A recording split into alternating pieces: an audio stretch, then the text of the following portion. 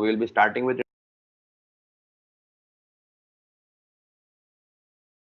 introduction first, the very first chapter for this particular subject.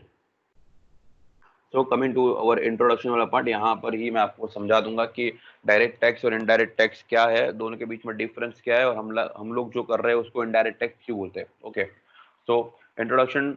As I said earlier also that taxes are of two types. One is direct and the other is indirect taxes.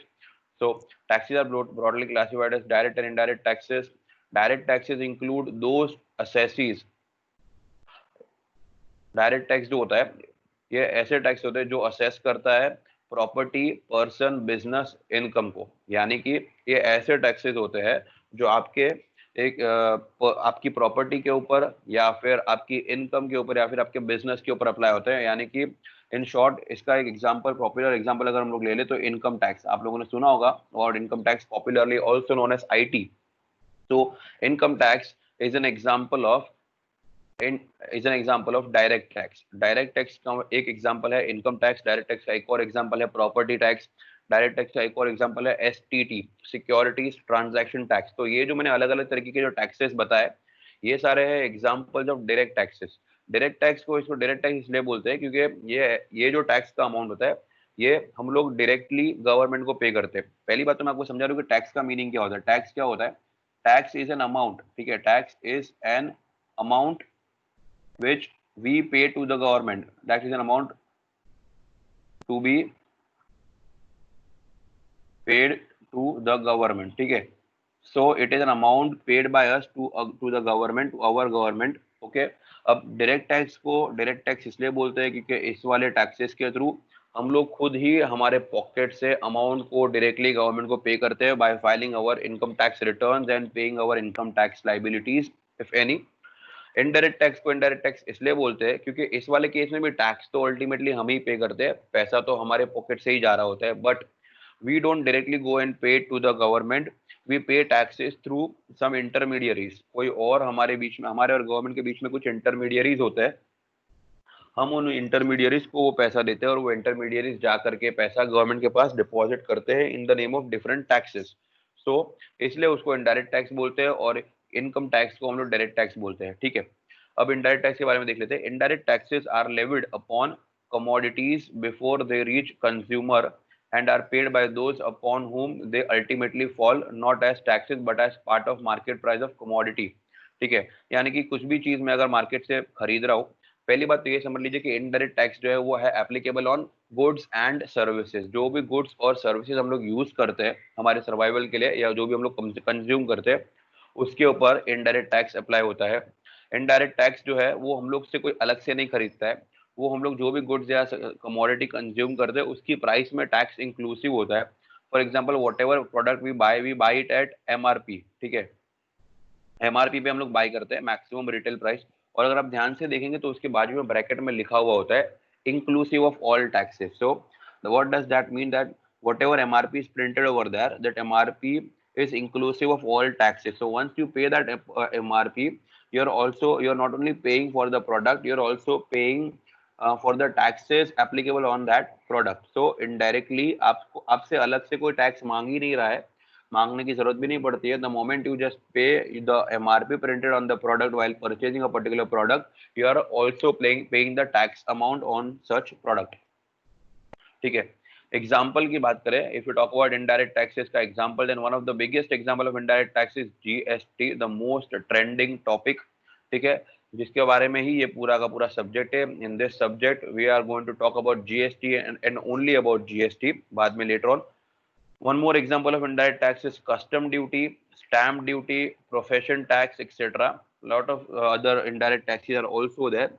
Well before introduction of GST तो बहुत सारे अलग अलग indirect taxes हुआ करते थे, but GST ने काफी सारे छोटे बड़े इनडायरेक्ट टैक्सेस को सब्ज्यूम कर लिया, उनको रिप्लेस करके इतने सारे अलग अलग टैक्सेस को निकाल के एक कॉमन तरीके का टैक्स लेके आ गए in the name of GST. तो GST is one of the major example of indirect tax, जहां पर हम लोगों के पास से ही टैक्स कलेक्ट किया जाता है. Ultimately we the consumer only pay taxes out of our own pockets, but we don't go and pay it directly to the government. Only thing is there is an intermediary, intermediary से मेरा मतलब है जो seller होता है, जिसके पास से हम लोग गुड्स खरीद रहे होते हैं, तो वो सेलर को हम लोग एमआरपी पे करके आ जाते हैं। सेलर क्या करता है, एमआरपी में से जो उसके प्रोडक्ट का जो कॉस्ट है वो अपने पास रख लेगा, जो भी रेवेन्यू टुवर्ड्स प्रोडक्ट उसने कलेक्ट करा है वो अपने पास रख लेगा, एंड जो टैक्स कंपोनेंट है जो उस एमआरपी में था, उस टैक्स कंपोनेंट को गवर्नमेंट के पास डिपॉजिट कर देगा while filing is GST returns. तो इस तरीके से पे तो हम लोग ही करते हैं, बट इनडायरेक्टली हम लोग पे करते हैं। तो आई जस्ट होप कि आप लोग को डायरेक्ट टैक्स और इनडायरेक्ट टैक्स का एक मीनिंग मालूम पड़ गया, एक आइडिया आ गया कि डायरेक्ट टैक्सेस क्या होता है कि हम लोग खुद ही पे कर रहे हैं, एंड इनडायरेक्ट टैक्सेस वी पे it indirectly. Example of direct tax, income tax is an example of direct tax, GST is an example of indirect tax. Income tax यानी कि टैक्सेस डायरेक्टली जो हमारे इनकम के ऊपर ही अप्लाई होते हैं, तो अब मेरी इनकम के ऊपर टैक्स मेरे को खुद ही पे करना पड़ेगा, कोई और तो मेरे पास से आके कलेक्ट करके जाएगा नहीं, तो इसलिए उसको डायरेक्ट टैक्स बोलते हैं। और गुड सर्विस पे जो भी टैक्सेस पे करते हैं वो हम लोग ही पे करते हैं, बट इनडायरेक्टली हम लोग पे करते हैं।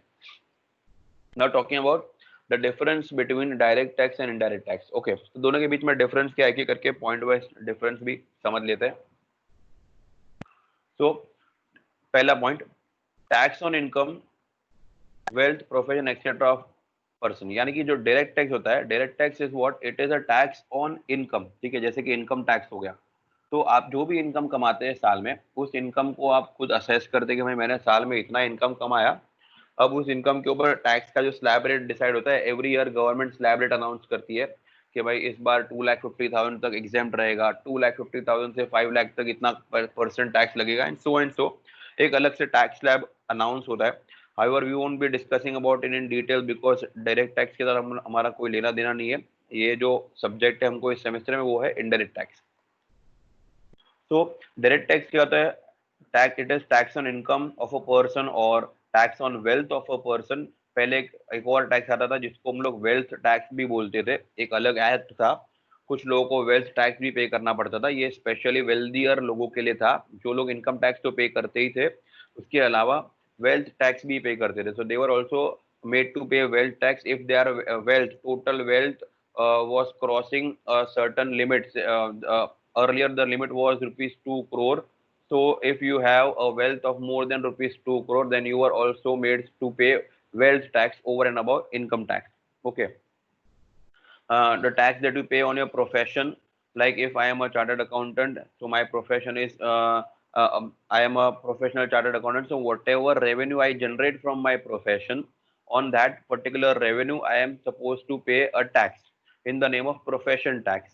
So that is also a tax which is applied on my profession and it is called direct tax. Okay, तो ये हो गया पहला पॉइंट, डायरेक्ट टैक्स, यानी कि जहाँ पर टैक्स जो है वो इंसान के या फिर किसी भी पर्सन के इनकम के ऊपर लगता है, पर्सन की वेल्थ के ऊपर या फिर उसके प्रोफेशन के ऊपर टैक्स लगता है। Talking about indirect tax, it is tax on consumption of goods and services. तो ये टैक्स कब ट्रिगर होता है, जब आप किसी भी तरीके का गुड्स या फिर सर्विस कंज्यूम करते हो, whenever you are buying any kind of goods और you are taking any type of service, then उस ट्रांजैक्शन के ऊपर इनडायरेक्ट टैक्स अप्लाई होता है।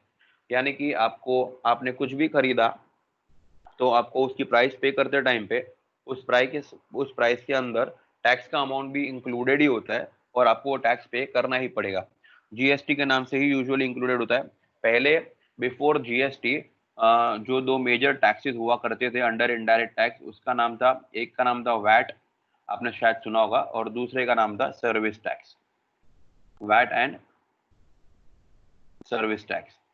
तो अगर आप गुड्स में डील करते हो, अगर आप गुड्स वगैरह बाय करते हो तो आपको उसके ऊपर वैट पे करना पड़ता था, और अगर आप सर्विसेज कंज्यूम करते थे तो आपको उसके ऊपर सर्विस टैक्स पे करना पड़ता था। ओके, तो ये दो major type of indirect taxes हुआ करते थे बिफोर इंट्रोडक्शन ऑफ जीएसटी।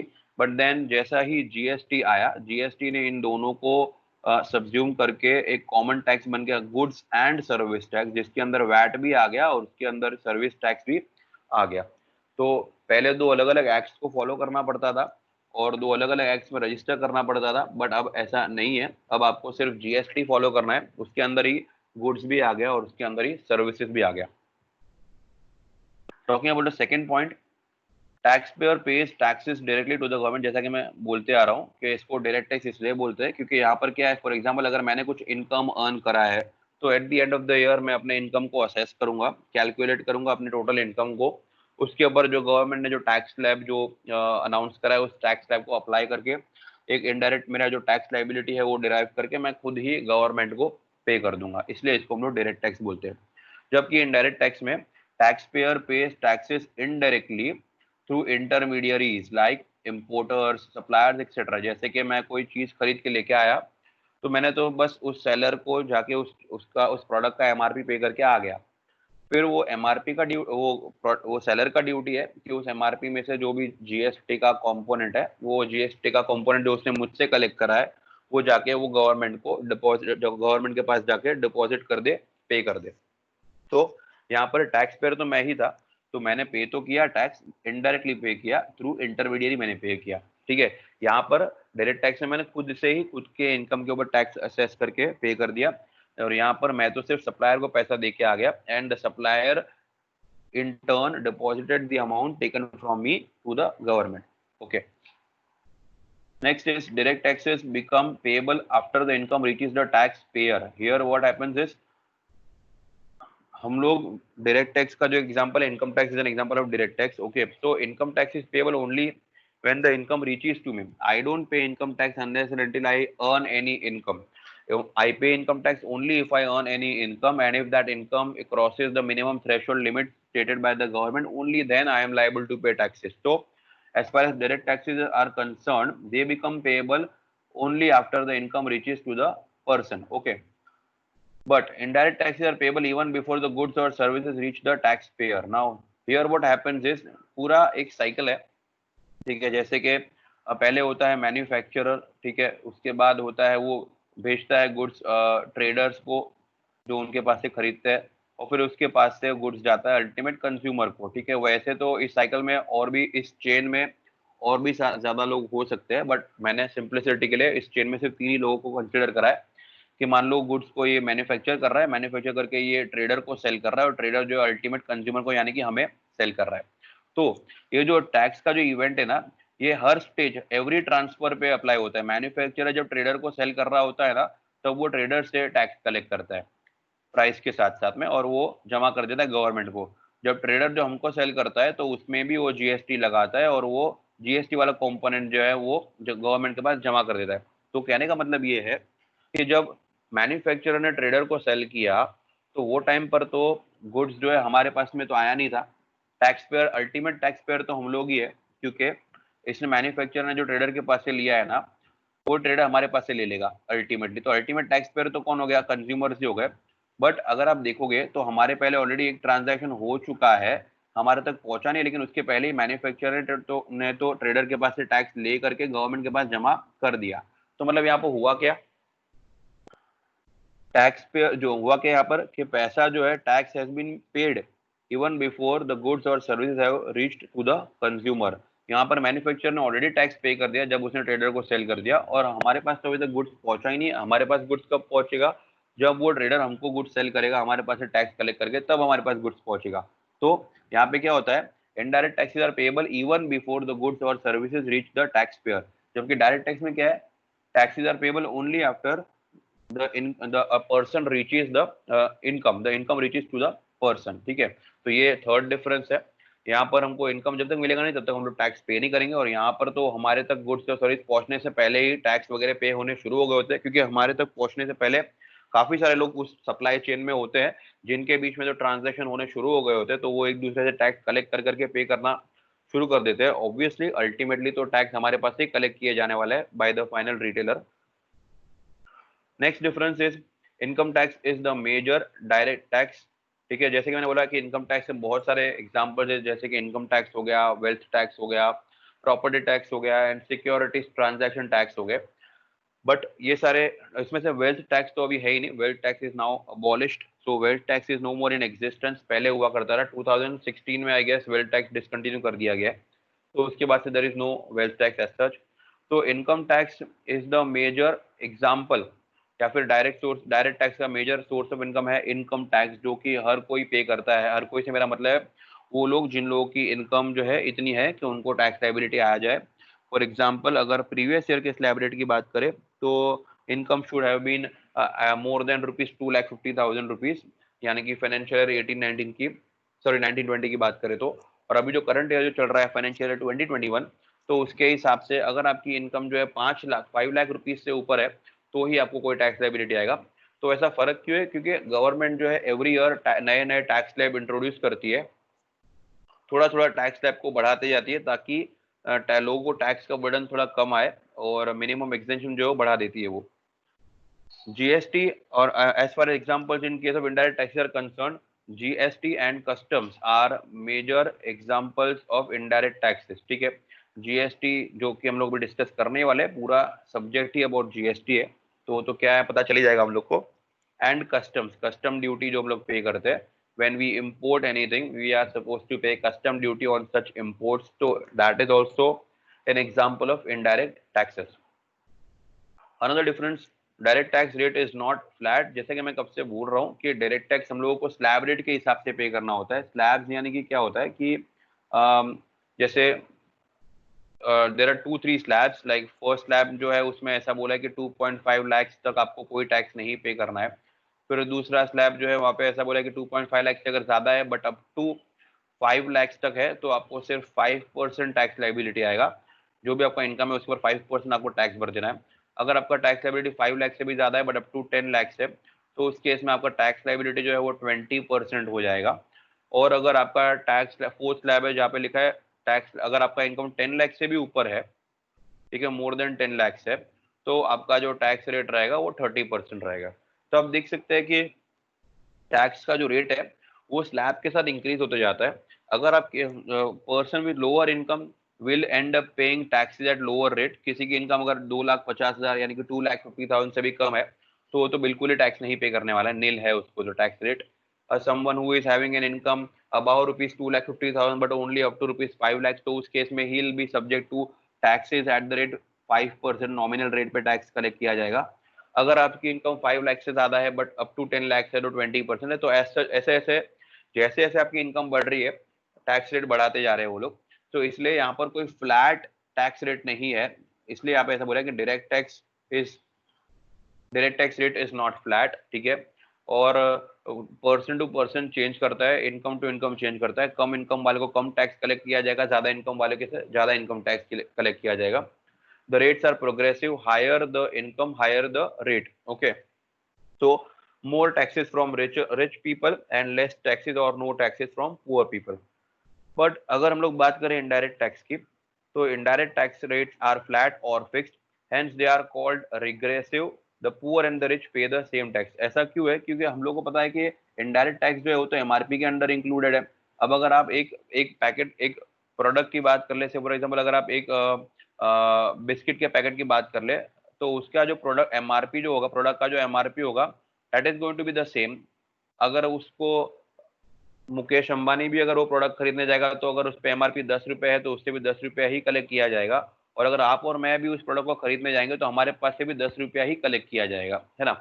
और अब उसके ऊपर जीएसटी अंदर 10 रुपए के अंदर, फॉर एग्जाम्पल ये अज्यूम कर लेते हैं कि इस एमआरपी के अंदर जो है 10 रुपीज जो है वो जीएसटी और सॉरी 10 रुपीज क्या बोल रहा हूँ, 10 रुपये का जो प्रोडक्ट है 2 रुपीज समझो, फॉर एग्जाम्पल जीएसटी और 8 रुपीज जो है towards the product you are paying. तो मतलब हमने 2 रुपए ही जीएसटी पे किया उसके ऊपर, और मुकेश अंबानी जी ने भी इस प्रोडक्ट के ऊपर 2 रुपए ही जीएसटी पे किया। तो जीएसटी में कैसा है कि rates are flat because GST तो एमआरपी के अंदर ही इंक्लूडेड होता है। तो अब उस प्रोडक्ट को चाहे कोई भी खरीदे उसको उतना ही एमआरपी पे करना पड़ेगा, और इनडायरेक्टली उसके पास टैक्स भी उतना ही कलेक्ट किया जाएगा irrespective of the person income. So उस प्रोडक्ट के ऊपर अंबानी जी ने भी सिर्फ ₹2 ही पे किया इनडायरेक्ट टैक्सेस, और हमने भी ₹2 ही पे किया इनडायरेक्ट टैक्सेस। बट अगर आप हमारी और उनकी इनकम टैक्स लाइबिलिटी की बात करेंगे डायरेक्ट टैक्स के हिसाब से, तो अंबानी जी तो करोड़ों रुपए का टैक्सेस पे कर देते हैं साल में, और हमारे की बात करें तो हम लोग तो शायद कुछ भी ना पे करते हो, डिपेंड करता है इनकम कितनी है, बट ऑब्वियसली उनके इतना तो नहीं पे करेंगे क्योंकि उनकी इनकम ज्यादा है। तो ये था डिफरेंसेस, ये थे कुछ differences between direct taxes and indirect taxes. I really really hope कि आप लोग को एटलीस्ट अब दोनों के बीच में क्या डिफरेंस है ये समझ में आ गया होगा। अगर कोई भी क्वेरी है तो आप मुझसे पूछ सकते हैं। If you want to type in any doubts in the conversation you all can ask me. Okay, साथ साथ में पूछते जाओ, डाउट बाकी मत रखो, कंफ्यूजन क्रिएट मत करो बात के लिए। तो डाउट्स अगर कुछ भी आ रहा है दिमाग में, क्योंकि कंप्लीटली नया सब्जेक्ट मैं समझता हूँ, चीज़ों को समझने में हो सकता है थोड़ी डिफिकल्टी हो, but keep asking the doubts. तो अभी तक में हमने जो डिस्कस किया, हमने क्या क्या डिस्कस करी है अभी तक, हमने till now we have discussed meaning of direct tax and indirect taxes. We have also discussed the differences between both. Okay, so now moving ahead, assuming that you all don't have any doubts so far. I don't know why it shows one notification, but when I come here I don't see any notification.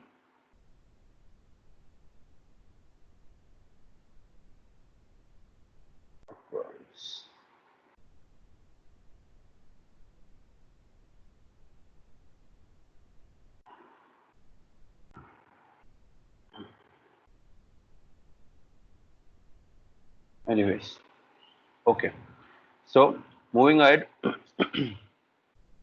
now we'll understand कि जैसे कि अभी हमने समझा दिया तुम लोगों को, जस्ट अभी मैंने समझा कि ये जो जीएसटी जो है, ये एक कंप्लीटली नया टैक्स रेजिम इंट्रोड्यूस हुआ है।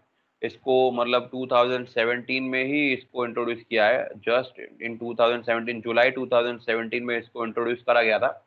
उसके पहले पहले तक जीएसटी था ही नहीं। There were various other types of indirect taxes which were being followed. उनको 2017 में ही रिसेंटली रिप्लेस किया है, 3 साल भी पूरे नहीं हुए इसको, और रिप्लेस करके नया जो टैक्स रेजिम जो लेके आया उसका नाम है जीएसटी। तो ये जीएसटी की जरूरत क्यों पड़ी, why did we come with this new tax regime, उसको समझ लेते हैं। तो अगला टॉपिक हमारा वही है, नीड फॉर जीएसटी। ठीक है, जीएसटी लाने की जरूरत क्यों हम लोगों को फील हुई वो देखते हैं। सो बिकॉज ऑब्वियसली कुछ डिफिकल्टीज थी पुराने इनडायरेक्ट टैक्स सिस्टम में, उसको एक एक करके पढ़ लेते हैं हम लोग। Difficulties of old indirect tax system. ठीक है, तो जो पहला डिफिकल्टी था वो था मेनी टैक्सेस, क्योंकि बहुत अलग अलग तरीके के टैक्सेस थे, अलग अलग नाम के टैक्सेस कलेक्ट किए जाते थे। हर चीज के लिए एक अलग एक्ट खोल दिया गया था, हर चीज के लिए एक अलग टैक्स फॉलो कर किया जाता था। एक जैसे कि फिलहाल कैसा है कि जीएसटी आ गया है, तो जीएसटी के अंडर में ही बहुत सारे छोटे बड़े टैक्सेस एक साथ में ही आ गए। So now if you are, say for example, if you are selling a product for ₹10, उसके अंदर ₹2 अगर जीएसटी है, तो वो ₹2 के अंदर ही हर तरीके का टैक्स आ गए। पहले क्या होता था, ₹10 का प्रोडक्ट अगर आप खरीदते थे तो उसमें से ₹8 वॉज टूवर्ड्स द प्रोडक्ट, फिर जो ₹2 का जो था टैक्स अमाउंट जो पे करते थे वो भी अलग अलग नाम से कलेक्ट किया जाता था। Transportation tax, toll tax, VAT, ये वो अलग अलग एक्साइज, अलग अलग नाम से टैक्सेस कलेक्ट किए जाते थे। चीजें बहुत ज्यादा कॉम्प्लिकेटेड होती थी।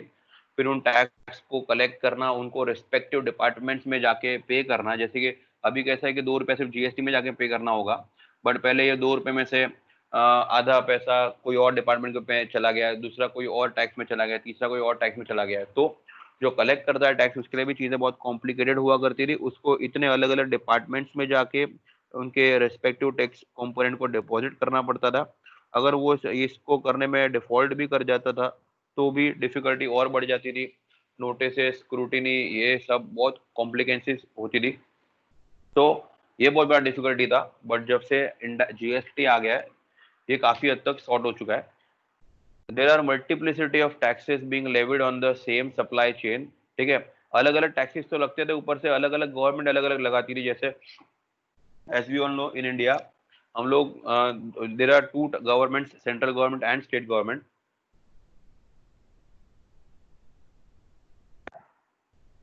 तो दोनों गवर्नमेंट भी अपने अपने हिसाब से अलग अलग टैक्सेस लगाती थी। स्टेट गवर्नमेंट स्टेट लेवल के ऊपर कुछ टैक्सेस लगा देती थी, सेंट्रल गवर्नमेंट जो है वो पूरे सेंट्रल लेवल पे, नेशनल लेवल पे कुछ टैक्सेस अप्लाई करती थी। तो जो भी चीजें बनती थी, सर्विसेज, गुड्स जो होता था, वो दोनों ही टैक्स को ध्यान में रख के बनानी पड़ती थी, और जो भी टैक्सेस कलेक्ट किए जाते थे वो इन सारे टैक्सेस को ध्यान में रख के कलेक्ट करने पड़ते थे। The central government levied taxes on manufacture of certain goods in the form of central excise duty, okay, provision of certain services in the form of service tax, and interstate sale of goods in the form of central sales tax. तो ये कुछ taxes है जो central government used to levy and collect in the name of central excise tax duty, which was applicable when someone was manufacturing anything. Another tax that the central government used to collect was in the name of service taxes, whenever there was provision of services from one person to another. Another tax that it used to collect was in the name of central sales tax. This was being collected when there was interstate sale of goods. Like if a buyer is in Maharashtra and the seller is in Delhi, then it would be a case of interstate sales of goods. Then in that case, CST was being made applicable, central sales tax, which was under the governance of central government. So now when central government is taking taxes, then that revenue used to go to central government only. What about state government? Even state government wanted its own revenue. So state government used to charge different types of taxes, like the state government levied tax on retail sales in the form of value added tax, VAT, जिसकी बात हम लोग कर रहे थे, VAT, okay. Entry of goods in the state in the form of entry tax, luxury tax and purchase tax. So state government had also come out with its own range of taxes to collect from the citizens and increase its revenue. The most important tax was VAT, value-added taxes. This was applied when there was sale of goods within the state. When the sales of goods were within between two states, in that cases, central sales tax was applicable, and the person was liable to pay tax to central government. But when he used to do business within a particular state, then in that case the goods were subject to value added tax, wherein the taxes are to be paid to the state government. Apart from that, the state government also started collecting entry tax. This was being collected from those who used to enter the or used to cross the boundary of other state and enter in one state. They used to collect a tax called entry tax. They also used to collect luxury tax. This luxury tax was a tax which was being made applicable on some of the luxurious goods or products. So if you are consuming those luxury goods or products, then a separate tax in the name of luxury tax was also to be paid. There was also one type of tax called purchase tax. However, this tax was then abolished. This was not there for long. So these are different types of taxes which was being collected by state government. So if you combine both the government's taxes, and ये मैंने सारे नाम भी नहीं लिखे हैं, ये कुछ ही टैक्सेस के नाम है, इसके इसके जैसे और भी बहुत सारे टैक्सेस हुआ करते थे. कुछ सेंट्रल गवर्नमेंट चार्ज करती थी, कुछ स्टेट गवर्नमेंट चार्ज करती थी. तो इस तरीके से काफी सारे टैक्सेस दोनों गवर्नमेंट लेते थे. तो ये भी एक बहुत बड़ी डिफिकल्टी थी जिसको ओवरकम करना जरूरी हो गया था. दूसरा जो एक पॉइंट था वो था कैस्केडिंग ऑफ टैक्सेस. अब इसका मतलब समझा देता हूं मैं. There was cascading of taxes, that is tax was levied on tax as explained below. क्या होता था कैस्केडिंग इफेक्ट का मतलब होता क्या है? A single product was being taxed more than once. मतलब कि ये तो गलत हो गया कि अगर एक चीज मैं अगर खरीद रहा हूं और तो वो चीज जो एक सप्लाई चेन के थ्रू आ रही है, तो उसके ऊपर एक ही बार टैक्स लगना चाहिए, बार बार टैक्स नहीं लगना चाहिए. अगर बार बार उस पर टैक्स लग रहा है तो इसका मतलब क्या होगा? वो चीजें वो और महंगी हो जाएगी, बिकॉज ऑब्वियसली ये तो एक तरीके का इनडायरेक्ट टैक्स है. तो अगर कोई मेरे पास से टैक्स कलेक्ट करता है मेरे को सेल करते हो, तो मैं उसको फर्दर सेल करूंगा, तो मैं क्या करूंगा? वो टैक्स उसमें ही प्राइस में ऐड करके मैं आगे वाले को के पास से कलेक्ट कर लूंगा, और मेरा प्रॉफिट भी ऐड करूंगा, वो अलग. तो इससे होता क्या है? प्रोडक्ट्स कमोडिटीज जो है वो और ज्यादा एक्सपेंसिव होते जाती है. जितना ज्यादा टैक्स का बर्डन उस पर पड़ेगा वो उतनी ज्यादा महंगी हो जाएगी, which leads to inflation as well. ठीक है. तो कैस्केडिंग इफेक्ट कैसे लग जाता था? क्योंकि दो अलग अलग अथॉरिटी होती थी वो टाइम पर टैक्स लगाने के लिए. तो कुछ चीजें ऐसी होती थी जिसपे ऑलरेडी सेंट्रल गवर्नमेंट ने कुछ सेंट्रल टैक्सेस लगा रखे हैं. उसी चीज के ऊपर जब वो स्टेट में डील होती थी तो उसके ऊपर स्टेट गवर्नमेंट कुछ स्टेट टैक्स भी लगा देती थी. तो एक ही चीज के ऊपर मल्टीपल टैक्सेस लग जाते थे अलग अलग नाम से, फॉर द सेम पर्पसेस. और वो चीजों का दाम जो है, प्राइसेस जो वो अननेसेसरीली बढ़ जाता था. एंड फिर अल्टीमेट बर्डन जो है किसको फॉलो बेयर करना पड़ता था? फाइनल कंज्यूमर को. तो जो चीजें 10 रुपए की होनी चाहिए थी उस पर बार बार बार टैक्सेस लग लग करके वो चीजें फॉर एग्जाम्पल 16 रुपीज में अवेलेबल होती थी. Otherwise it should have been available at only 12 और max to max at ₹14, but then it were made to you available at ₹16. तो इस तरीके से चीजें जो है महंगी हो जाती है. The taxes levied by the central government were not available as set off against the taxes being levied by the state government. तो this is the reason why cascading effect follow करना पड़ रहा था. क्योंकि अगर मैंने ऑलरेडी किसी और लॉ के तहत उसके ऊपर टैक्स पे कर चुका हूँ, तो वो पे किए हुए टैक्स का मेरे को कॉम्पेंसेशन नहीं मिलता था, सेट ऑफ करने नहीं मिलता था जब मैं किसी और को सेल कर रहा था. और वो बंदा और आगे की दूसरे के पास से भी टैक्स कलेक्ट करते जा रहा है. एंड इससे होता क्या था कि चीजों के प्राइसेस जो है बढ़ते जाते थे। ये जो सेट ऑफ वाला जो मैकेनिज्म है कैसे काम करेगा इसको भी हम लोग आगे समझेंगे जब हम लोग जीएसटी के बारे में पढ़ेंगे। तो certain taxes levied by the state governments were not allowed as set off for payment of other taxes being levied by them। मतलब होता क्या है, फॉर एग्जाम्पल अगर एक प्रोडक्ट है जो 10 रुपए का है फॉर एग्जाम्पल, तो उस पर अगर सेंट्रल गवर्नमेंट ने टैक्स लगा दिया है, उसके ऊपर से फॉर एग्जाम्पल 2 रुपए का टैक्स लगा गया, तो अब वो बन गया 12 रुपए का। अब उसी चीज को अगर मैं सेल कर रहा हूँ अपने स्टेट में, तो मेरी स्टेट गवर्नमेंट ने उस पर मेरे को टैक्स लगा दिया है से फॉर एग्जाम्पल 4 रुपए का, 4 रुपीज का। तो क्योंकि मैं ऑलरेडी 2 रुपए का टैक्स सेंट्रल गवर्नमेंट को पे कर चुका हूँ, तो इफेक्टिवली क्या होना चाहिए था, मेरे को वो 4 रुपीज में से अगर स्टेट गवर्नमेंट ने मेरे को 4 रुपए का टैक्स लगाया तो उसमें से मेरे को 2 रुपए माइनस करने मिलने चाहिए थे, और इफेक्टिवली मेरे को सिर्फ 2 ही रुपए पे करना पड़ना चाहिए था। तो इन दैट केस मेरा जो फाइनल प्राइस जो होता था 14 रुपीज हो जाता। बट क्योंकि सेंट्रल और स्टेट गवर्नमेंट के बीच में कोई कोऑर्डिनेशन नहीं था, तो सेंट्रल भी 2 रुपए ले चुकी थी और स्टेट भी अलग से 4 रुपए ले रही थी, 4 रुपीज कलेक्ट कर रही थी। कोई भी तरीके का सेट ऑफ या कॉम्प ऑफ मेरे को नहीं मिल पा रहा था। इस वजह से मेरा प्राइस जो था 14 के बदले 16 हो जाता था। तो इसको बोलते हैं कैस्केडिंग इफेक्ट, यानी कि टैक्स के ऊपर फिर से मतलब गुड्स जो है वो बार बार टैक्स हो रहे थे, एक ही प्रोडक्ट बार बार से टैक्स उस पर लग रहा था, और जिसकी वजह से उसका प्राइस जो है बढ़ जा रहा था। ये सेकेंड डिफिकल्टी था। Third difficulty in old tax system was separate economic spheres.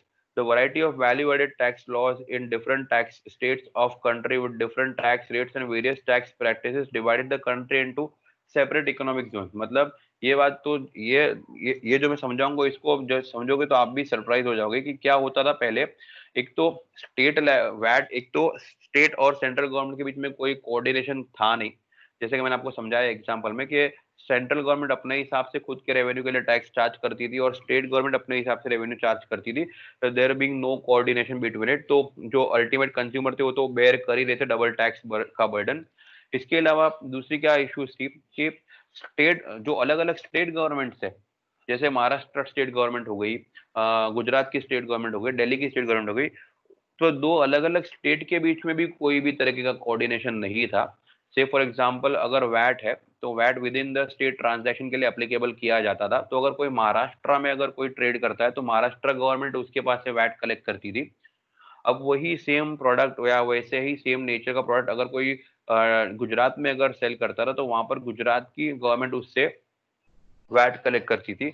But दोनों अब बोलने के लिए दोनों ही वैट है, लेकिन दोनों के वैट के जो रूल्स थे, रेगुलेशंस थे, जो एक्ट में जो टर्म्स कंडीशन थे वो कंसिस्टेंट नहीं थे। It was different. For example अगर मैं कोई एक प्रोडक्ट बोल दूं, अगर कोई भी मैं एक प्रोडक्ट एक्स वाई जेड अगर मैं बोल दूं, तो अगर आप महाराष्ट्र में उसमें डील करते हैं तो महाराष्ट्र गवर्नमेंट उस पर 5% एमवैट कलेक्ट करती थी। अगर वही प्रोडक्ट सेम टू सेम वही प्रोडक्ट अगर आप दिल्ली में डील करते रहे तो वहां की गवर्नमेंट उस पर 7% का वैट कलेक्ट करती थी। तो being the product being completely same, फिर भी कोई भी तरीके का कोऑर्डिनेशन या कोई भी तरह का कंसिस्टेंसी भी नहीं था। उसी चीज के ऊपर दूसरे स्टेट पे अलग रेट पे वैट लगता था और हमारे स्टेट में अलग रेट पे वैट लगता था। एटलीस्ट ये कंसिस्टेंसी तो लोग रख सकते थे, बट ऐसा भी कुछ नहीं था। तो इसलिए चीजें कहीं पर कुछ चीजें ज्यादा महंगी हो जाती थी और कहीं पे कुछ चीजें जो है वो थोड़ी कम एक्सपेंसिव हुआ करती थी या थोड़ी सस्ती हुआ करती थी। तो ये भी एक इशू था जिसके वजह से होता क्या था कि अलग अलग स्टेट जो थे वो सेपरेट इकोनॉमिक स्पीयर्स की तरह से डिवाइड हो चुके थे। तो लोग क्या करते थे, महाराष्ट्र से चीजें खरीद लो और दिल्ली में जाके रीसेल कर लो, क्योंकि क्या है वहां पर रेट हायर है तो चीजें महंगी हो गई है। तो क्या है यहाँ पर कम दाम में खरीद के वहां पर ज्यादा दाम में बेच करके बीच का डिफरेंस कमाने की ट्राई करते थे और प्रॉफिट अर्न करते थे। तो ये सारी चीजें डिफिकल्टीज क्रिएट करती थी। स्टेट्स एक ही कंट्री के होने के बावजूद उनको सेपरेट इकोनॉमिक स्पीयर्स या सेपरेट इकोनॉमिक जोन की तरह ट्रीट किया जाता था।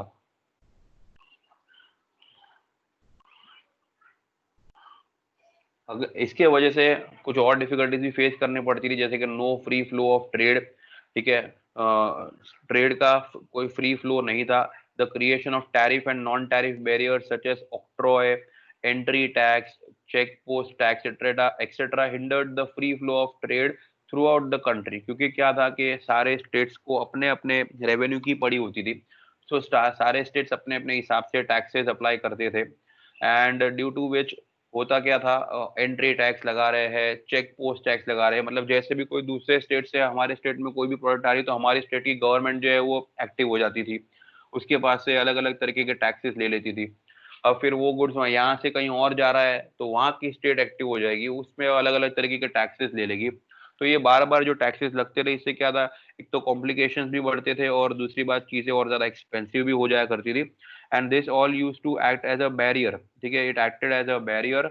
और हर तरीके के बैरियर की वजह से फ्री फ्लो जो है अफेक्ट होता था, और there was no free flow और smooth flow of trade between the states, जिसके वजह से भी बिजनेस अफेक्ट होता था।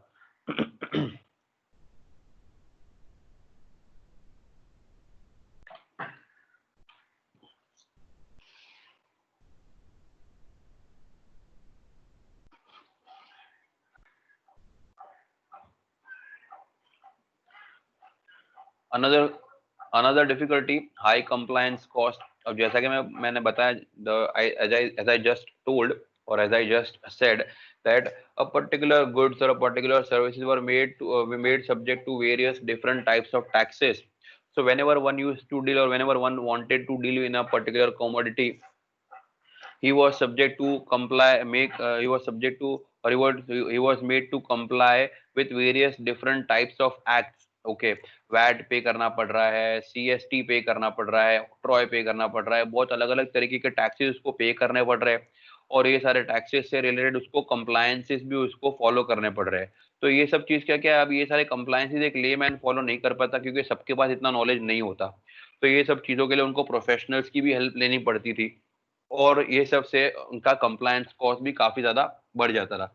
सो फॉर एग्जांपल, अगर कोई पर्टिकुलर डीलर है, तो वो मान लो गुड्स में भी डील करता है और सर्विसेज में भी डील करता है, तो इसके लिए उसके पास क्या होना पड़ता था, उसके पास अपना एक वैट नंबर भी होना चाहिए था, वैट में भी उसको रजिस्टर करके रखना पड़ता था, और सर्विसेज में डील करने के लिए उसको सर्विस टैक्स का भी नंबर लेके रखना पड़ता था।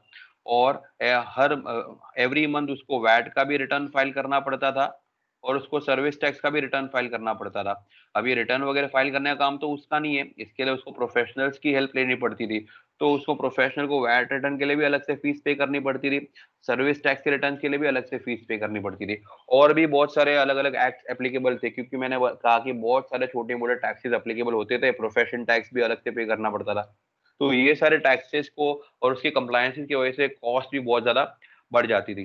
The large number of taxes created high compliance cost for the tax pairs in the form of number of return. एक तो बहुत सारे अलग अलग रिटर्न फाइल करने पड़ते थे, याद कर करके ड्यू डेट्स मिस हो जाते तो उसके ऊपर अलग से इंटरेस्ट और पेनल्टी लग जाता था, पेमेंट्स वगैरह करने पड़ते थे अलग अलग तरीके के टैक्सेस के। तो these difficulties were the reason for introduction of GST law. तो ये जो हमने डिफिकल्टीज अभी हमने जो देखी, ये सारे डिफिकल्टीज के वजह से हम लोगों को वी फेल्ट अ रिक्वायरमेंट और अ नीड के एक ऐसा यूनिफॉर्म और ऐसा कंसिस्टेंट टैक्स रेजिम को इंट्रोड्यूस किया जाए, जो जितना हो सके उतना छोटे छोटे मल्टीपल टैक्सेस को कंसोलिडेट करके एक बड़ा सिंगल टैक्स बना दे। तो टैक्स तो चलो तभी भी पे करना था, अभी भी पे करना है, उसमें तो कोई डिफरेंस नहीं, बट एटलीस्ट इतना ज्यादा जो कॉम्प्लेक्स जो था टैक्स स्ट्रक्चर, उसको थोड़ा सिंप्लीफाई कर दिया जाए। तो एक ही अंडर वन रूफ सारा टैक्स जो under one authority under under one tax लेके आ जाए, और सिर्फ वही सबको वही एक टैक्स स्ट्रक्चर फॉलो करने को बोल दिया जाए, तो चीजें काफी ज्यादा सिंपल हो जाएंगी। तो ये हमने कुछ डिफिकल्टीज पढ़ी। आई जस्ट होप तुम लोगों को समझ में आ गया हो क्या क्या डिफिकल्टीज थी। एक तो बहुत many, there were many taxes, then there was cascading of taxes, that is tax on tax, multiple taxing, separate economic zones. Every state had their own type of taxes, and the tax laws were not uh, uh, consistent with each other. There was lack of coordination, so the a particular state was treated as a separate economic sphere. No free flow of trade, high compliance cost. Okay. So अब हमने ये तो पढ़ लिया कि ये सारे difficulties, because of all these difficulties we felt that we should have a new indirect tax system. So now that we are convinced that, oh yes, we wanted a new indirect tax system, now we also will have to be convinced with the fact that why that new indirect system has to be GST, why GST has to be that solution to this problem. So why GST? Now we will understand why GST. Okay. So slowly and steadily we are penetrating into GST, जो हमारा subject है, जो indirect tax है, उसके अंदर वो हमको, मैं I am trying my best कि उसको हम लोग हमारे दिमाग में बैठा पाए कि ये जीएसटी होता क्या है, ये कहाँ से आया है, इसके पहले क्या था, इसकी जरूरत क्यों महसूस की गई, और अब इसको क्यों क्यों जीएसटी ही इस सॉल्यूशन का, इस प्रॉब्लम का सॉल्यूशन है। ठीक है, so why GST? Firstly, the very first point is simplify and harmonize indirect tax regime. It is because GST is going to simplify and harmonize the indirect tax system. पहले जो system था वो काफी ज्यादा complex था, ठीक है, कोई भी तरह की कंसिस्टेंसी नहीं थी। जैसा कि मैंने बोला, सेंट्रल गवर्नमेंट अपने लेवल से टैक्स कलेक्ट कर रहे हैं, स्टेट गवर्नमेंट अपने हिसाब से टैक्स कलेक्ट कर रहे हैं, दो स्टेट्स के बीच में भी कोई कोऑर्डिनेशन नहीं है, अलग अलग तरीके के टैक्सेस, मल्टीपल टैक्सेस लग रहे थे। सो चीजें और ज्यादा कॉम्प्लिकेटेड होती जा रही थी। But because of GST, GST का कैसा है, एक ही टैक्स लगेगा और बाकी सारे टैक्सेस निकल जाएंगे, और ये टैक्स जो है वो सेंट्रल और स्टेट के बीच में भी कंसिस्टेंट रहेगा। अब लोगों को डाउट आएगा कि सर अगर एक ही टैक्स कलेक्ट किया जाएगा तो इससे ये कैसे डिसाइड होगा कि रेवेन्यू किसको जाए, सेंट्रल गवर्नमेंट को जाए कि स्टेट गवर्नमेंट को जाए, और अगर किसी एक ही गवर्नमेंट को जाएगा तो दूसरी गवर्नमेंट को उसका रेवेन्यू कैसे मिलेगा। तो ये सारी चीजें भी हम लोग आगे डिस्कस करेंगे। इन शॉर्ट अभी के लिए इतना समझ लो कि रेवेन्यू जो है वो दोनों गवर्नमेंट्स के बीच में 50-50 डिवाइड किया जा रहा है। फॉर एग्जाम्पल, किसी प्रोडक्ट पे अगर 18 रुपीज का जीएसटी कलेक्ट किया जाता है तो 50% of the revenue is being shared with the central government and 50% of the revenue is retained by the state government। तो इससे क्या है, दोनों के लिए ही विन विन सिचुएशन है, दोनों को अपने अपने रेवेन्यू का शेयर मिल जाता है, तो दोनों ही आपस में कोई उनके बीच में आपस में कोई भी तरीके का झगड़ा या कोई भी तरीके का मिसअंडरस्टैंडिंग या कोई भी तरीके का इशू नहीं होने वाला, क्योंकि दोनों को ही रेवेन्यू मिलते जाएगा। Second reason, single tax for entire supply chain. जैसा कि मैंने पहले बोला था कि पहले कैसा था सप्लाई चेन में, समझ लो पहले मैन्युफैक्चरर होता था, ठीक है, उसके बाद रिटेलर होता था। मैन्युफैक्चरर के भी पहले आप ये समझ लो, पहले एक इंपोर्टर है जो कि रॉ मटेरियल को इंपोर्ट करता है कहीं से, फिर वो मैन्युफैक्चरर को सेल करता था, और फिर मैन्युफैक्चरर उसको गुड्स को मैन्युफैक्चर करके रिटेलर को सेल करता था, और रिटेलर जो है फाइनली हमको सेल करता था, कंज्यूमर को सेल करता था। ठीक है, तो इस तरीके की सप्लाई चेन होती है यूजुअली सारे प्रोडक्ट्स में। तो जो इंपोर्टर है जब किसी चीज को इंपोर्ट करता था तो ही वॉज मेड टू पे कस्टम्स ड्यूटी ऑन इट, ठीक है, कस्टम ड्यूटी पे करनी पड़ती थी उसको। जब मैन्युफैक्चरर किसी चीज को मैन्युफैक्चर करता था तो उसको एक्साइज पे करवाते थे उसके पास से, इन the name of excise duty, ये मैन्युफैक्चर के ऊपर पे होता था।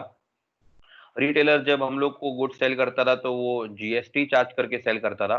तो आप देख सकते हैं एक ही सप्लाई चेन है, there is only one supply chain, but then there are multiple different types of taxes which are coming into picture, है ना। सो लेकिन अब क्या कर दिया है, पहले सॉरी पहले तो जीएसटी था नहीं, तो जीएसटी के बदले वैट कलेक्ट किया करता था। अगर with in the state transaction होता था तो वैट कलेक्ट करता था, और अगर बिटवीन द स्टेट ट्रांजेक्शन होता था तो सीएसटी कलेक्ट करता था, सेंट्रल सेल्स टैक्स।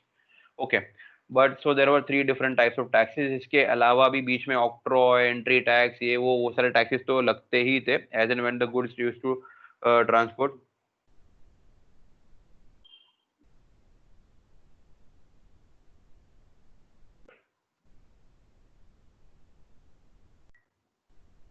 ठीक है, सो ये अलग, there were multiple different types of taxes which were being made applicable in a single supply chain, but the moment from when the GST has been introduced, all these different types of taxes have been removed to a certain extent. Like VAT has been removed completely, excise has been removed completely, custom has not been removed completely, it is still there in some of the cases, but rest all other small taxes like octroi duty or purchase tax or luxury tax or entry taxes, all those taxes have been completely removed.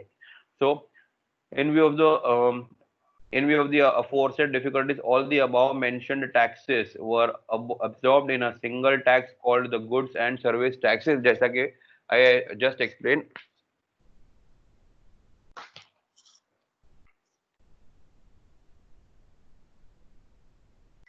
Called goods and service taxes levied on supply of goods or services or both at each stage of supply chain starting from manufacture or import and till the last retail level. So now, be it an importer, be it a manufacturer or a retailer, everybody is going to charge only one tax, and that is GST.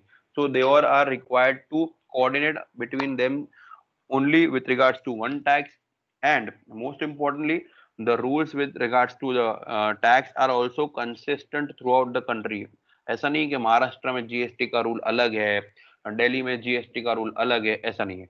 GST मतलब one nation, पूरे national level पे tax apply किया गया है। तो आप कहीं भी कोई भी स्टेट से में जाके आप डील करो, कोई भी कमोडिटी में आप डील करो, आपको सेम ही जीएसटी के रूल्स रेगुलेशंस फॉलो करने पड़ेंगे। उसका जीएसटी का रेट भी कंसिस्टेंट देखने को मिलेगा, सेम देखने को मिलेगा। जीएसटी के रिगार्डिंग और भी कंप्लायंसेस, रिटर्न्स वगैरह भी आपको सेम ही देखने मिलेगा, which was missing in the previous indirect tax system. Okay. अगला solution, अगला point और अगला reason why GST is the solution is reduced cost to make industry competitive. GST was enacted to reduce cost of production and inflation in the economy, thereby making the Indian trade and industry more competitive domestically as well as internationally. Because of the removal of so many various different types of taxes, the amount of tax also applicable was also very less as compared to the earlier tax regime. इससे अब जैसे for example I again explain you all this with N illustration. Say for example, a manufacturing is manufacturing a product, and he is selling his the manufacturing cost is, say for example, rupees 100.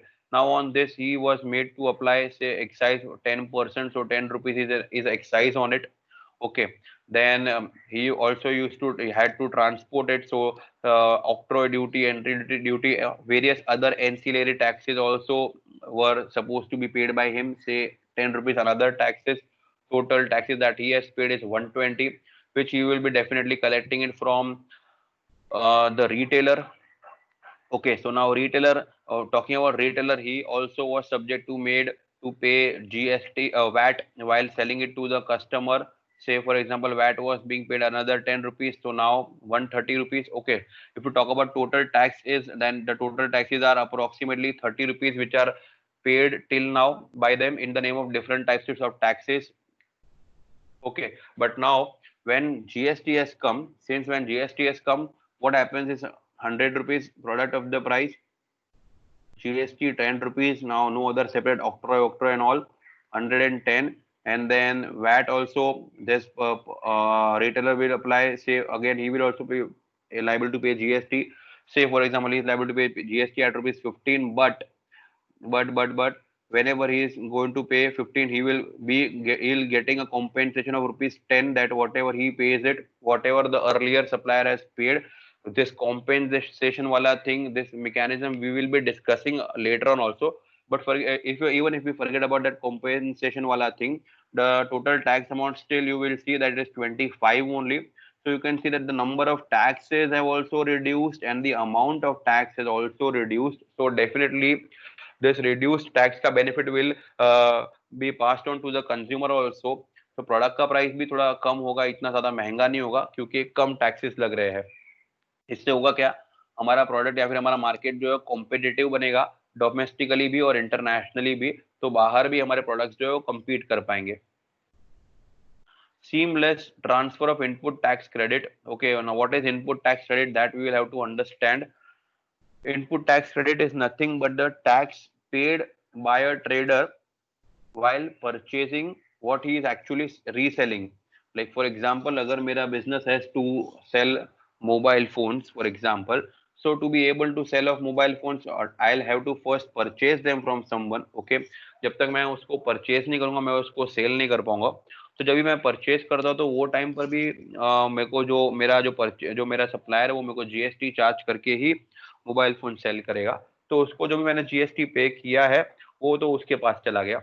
Me now when, अब मैं अपना mobile, मेरे पास जो आ गया phone, मैं उसको cell करूंगा अपनी शॉप पे, तो मैं भी उसको जब सेल करूंगा तो मैं जीएसटी पे कलेक्ट करके, जीएसटी चार्ज करके ही उसको सेल करूंगा। तो जो कस्टमर के पास से जो मेरे को जीएसटी मिला है वो जीएसटी मेरे को गवर्नमेंट के पास पे करना होगा as per the rule, because that GST I have collected for government only. अपने लिए मैंने जीएसटी नहीं कलेक्ट किया है, वो तो गवर्नमेंट का अमाउंट है। But I don't have to pay the entire amount collected as GST to the government because I have already paid some amount as GST when I had actually purchased this mobile phone from my supplier. जैसा कि मैंने बोला कि उसने भी GST लगा के ही मेरे को गुड्स सेल किए थे, तो जितना भी अमाउंट ऑफ जीएसटी उसने मेरे को चार्ज किया था उतना अमाउंट मेरे को माइनस करने मिलेगा as set off, as comp off, और जो डिफरेंशियल अमाउंट है वही मेरे को गवर्नमेंट को पे करना पड़ेगा।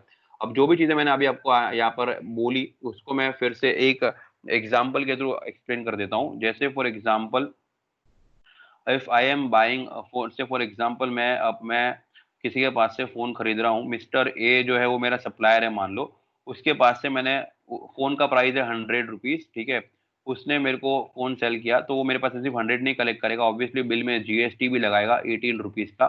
तो 118 रुपीज में, for example assuming that GST rate is 18% on it, okay, so he has charged me 118 rupees on the phone, okay। now मैंने मिस्टर ए के पास से फोन खरीदा 118 रुपीज में इंक्लूसिव ऑफ जीएसटी।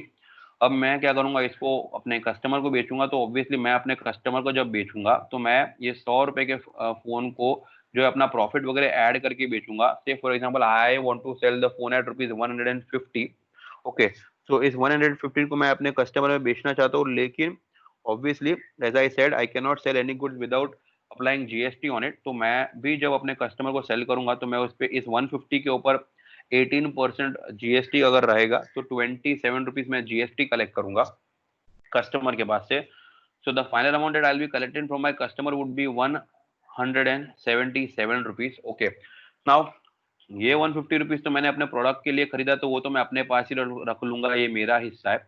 बट ये जो 27 रुपीज जो मैंने कलेक्ट किया अलग से इन the name of GST, that is not my amount, that is actually a revenue for the government which I have collected from the customer on behalf of the government. So it is now my duty that I should go and deposit this 27 rupees with the government while filing my GST return. But here comes the role of ITC, input tax credit. Here we get to set off ITC. That is how it works is I have collected rupees 27 on my sales, okay, minus whatever GST that I have paid on my purchase, that I will get to get as a deduction. You can see that when I purchased this phone, the price of the phone was rupees 100, but the supplier charged me 18 rupees as GST on the same product, which I have already sold it again to someone else. So it is the same product which is being charged to GST at two different levels. So in order to avoid double taxation on the same product, what I get to do is I get to deduct the amount of GST that I have already paid on the purchase of the same phone of rupees 18. So I will take a deduction of rupees 18, and the differential amount of 9 rupees, the excess 9 rupees only I am liable to pay to the government. Okay, so the total amount collected from the customer would be 177 rupees, but the total amount of GST passed on to the government would be how much? 18 rupees over here by the by Mr. A, and 9 rupees by us. Okay, so totaling to 27 rupees. So 27 rupees is the total amount that we have collected from our customer, and that entire amount is being transferred to the government. Now here you can also see that nobody has bared the GST burden, but the customer. Neither Mr. A had to pay GST from his pocket. He simply collected rupees 18 from us, and we simply collected it from the customer. So 27 rupees that we have paid to the government is completely collected from the customer, and we paid it to the government. And this is how we are also allowed to take ITC, okay, claim ITC. This ITC claiming benefit was not available in the earlier tax regimes. Earlier, when there was no GST, this was not, this ITC claiming facility, this input tax credit claiming facility was not available. And in that case, when we are collecting 27, we were supposed to pay entire 27 rupees to the government again, even though we had already paid rupees 18 to the government on the same product. I hope तुम लोगों को समझ में आ रहा है मैं क्या बोलने की ट्राई कर रहा हूँ यहाँ पे। पहले के केसेस में डबल टैक्स इसी तरीके से होता था कि आपने ऑलरेडी उसके ऊपर 18 रुपए जीएसटी पे कर लिया है, 18 रुपीज, फिर भी आपको अलग से जो आपने जीएसटी कलेक्ट किया पूरा, अलग से जो आपने वैट या जो भी कलेक्ट किया पूरा का पूरा आपको गवर्नमेंट में पे कर देना पड़ता था। कोई भी तरीके का आपको सेट ऑफ करने नहीं मिलता था। बट जीएसटी में आपको, अगर आपने पहले उस प्रोडक्ट पे कोई जीएसटी पे कर रखा है while purchasing it from your supplier, तो वो आपको माइनस करने मिलता है। यानी कि आपने 27 कस्टमर के पास से लिया है तो पूरा मत पे करे, उसमें से आप 18 माइनस कर ले, जो बचा है वही आप गवर्नमेंट में पे करे। समझ में आ रहा है मैं क्या बोल रहा हूँ? आई जस्ट होप तुम लोग को समझ में आ रहा है मैं जो भी चीजें तुमको समझाने की ट्राई कर रहा हूँ। तो यहाँ तक हमने ये भी समझ लिया why GST? Because GST simplifies and harmonizes the indirect tax regime. ठीक है, पहले काफी complications थे, उसको काफी हद तक simplify कर दिया है GST ने. There is single tax for entire supply chain. ठीक है, entire being a manufacturer, importer हो या manufacturer हो या reseller हो, हर कोई जो है they are going to charge GST only. अलग अलग taxes charge नहीं करेंगे. Reduce cost to make industry competitive, जैसा कि मैंने समझाया और illustration में भी मैंने explain किया कि as the number of taxes are being reduced and because of that input tax credit को भी claim करने की facility available है, इस वजह से जो है final product का cost कम हो जाता है काफी हद तक, and that makes the product competitive not only domestically but also internationally. Seamless transfer of input tax credit, because GST is made GST is consistent throughout the country, so this input tax credits benefit is available even when you are trading between two states. Even if you are trading with a dealer who is in Jammu and Kashmir, then also you will be able to claim a GST IT set off, that is input tax credit, for the GST paid earlier, if any. So there is no issue, there are no such issues, and you can claim GST benefits.